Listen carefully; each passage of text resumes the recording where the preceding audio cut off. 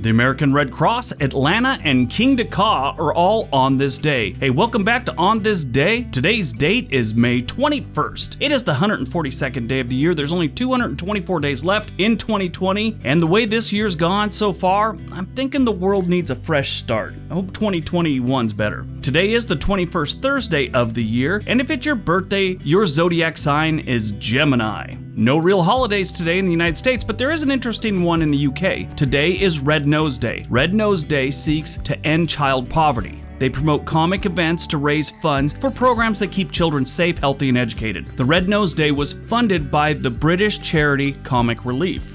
All right, let's check out the happenings of May 21st. 1856, Lawrence, Kansas is captured and burned by a pro-slavery gang. This was called the Sacking of Lawrence. The town was attacked and ransacked by a band of individuals who weren't too keen on progress and being decent human beings. The town was founded by anti-slavery settlers from Massachusetts who were hoping to make Kansas a free state. However, this was ultimately a pro-slavery win. Only one person was killed. It was a member of the pro-slavery gang, and his death was considered accidental. 1881, the American Red Cross is established by Carla Barton in Washington, D.C. It is a humanitarian organization that provides emergency assistance, disaster relief, and disaster preparedness education in the United States. The founder, Carla Barton, founded the American chapter after learning of the Red Cross in Geneva, Switzerland. In 1869, she went to Europe and became involved in the work of the International Red Cross during the Franco-Persian War. She was determined to bring the organization to America, and she did. 1917, the Great Atlanta Fire of 1917 causes $5.5 million in damages, destroying almost 300 acres, including 2,000 homes, businesses, and churches, displacing about 10,000 people, but leading only to one fatality, which was actually a heart attack, which seems reasonable. It is unclear just how the fire started, but it was fueled by hot temperatures and strong winds which propelled the fire. This was the second time Atlanta went up in flames. During the Civil War, General Sherman ordered his troops to burn the place to the ground. They did. And in 1972, the city named its NHL team the Atlanta Flames. They moved to Calgary, Alberta, Canada in 1980. They're still there. 1932, bad weather forces Amelia Earhart to land in a pasture in Northern Ireland, and she becomes the first woman to fly solo across the Atlantic Ocean. She received the United States Distinguished Flying Cross for her accomplishment. She took off from Canada, flying about 14 hours, 56 minutes. She experienced strong winds, icy conditions, and mechanical problems before she finally had to land in a pasture in Northern Ireland, startling a bunch of sheep and one lonely shepherd that thought God had finally answered his prayers and had a woman fall out of the sky for him.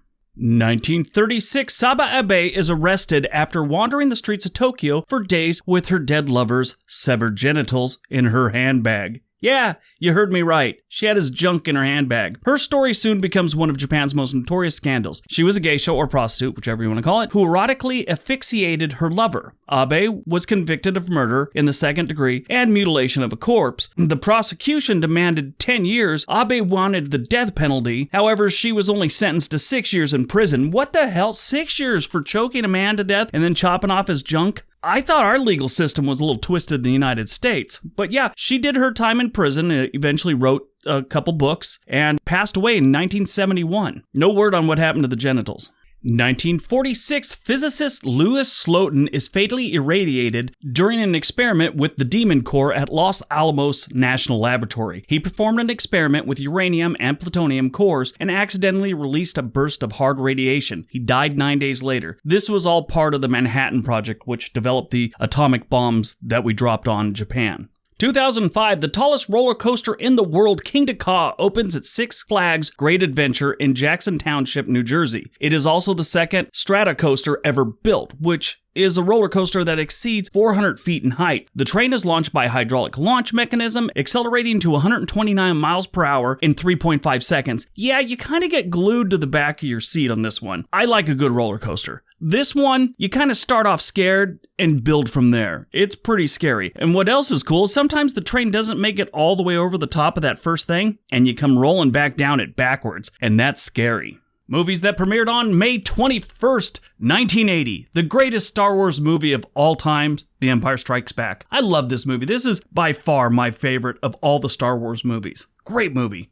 1999, Notting Hill with Julia Roberts and Hugh Grant. Great romantic comedy. If you've never seen this one, it's a nice movie just to sit down and relax and watch. I'd watch it like 4 times.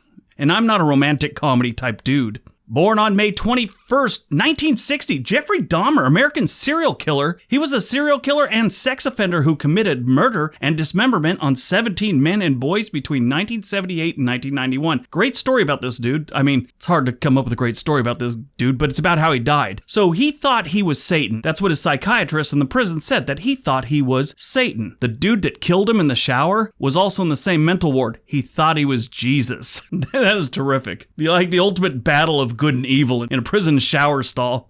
1970, the Notorious B.I.G, American rapper. He is considered one of the greatest rappers of all time. He became known for his distinctive laid-back lyrical delivery, offsetting the lyrics of the grim content that he was actually talking about. You know, I'm not a big rap fan, but he was immensely talented and quite the pioneer. Sadly, he was shot to death. Died on March 21st, 2000, Mark R. Hughes, American businessman. He's the founder of Herbalife, a global multi-level marketing corporation that develops and sells dietary supplements. He was sued by the FDA, the California Attorney General, the Department of Health, all kinds of people, over what they said were false claims about Herbalife products and various schemes used in marketing them. He died at the age of 44 after an accidental overdose of mixing alcohol with the toxic level of antidepressants. Yeah, wasn't living very healthy, it sounds like to me. Alright, so that's today's video. I hope you guys enjoyed it. Hope you got some information out of it. Don't forget to subscribe to the channel if you like what we're doing here. Don't forget to give the video a thumbs up. Tell me what you thought. Everybody have a great day. Be nice to each other.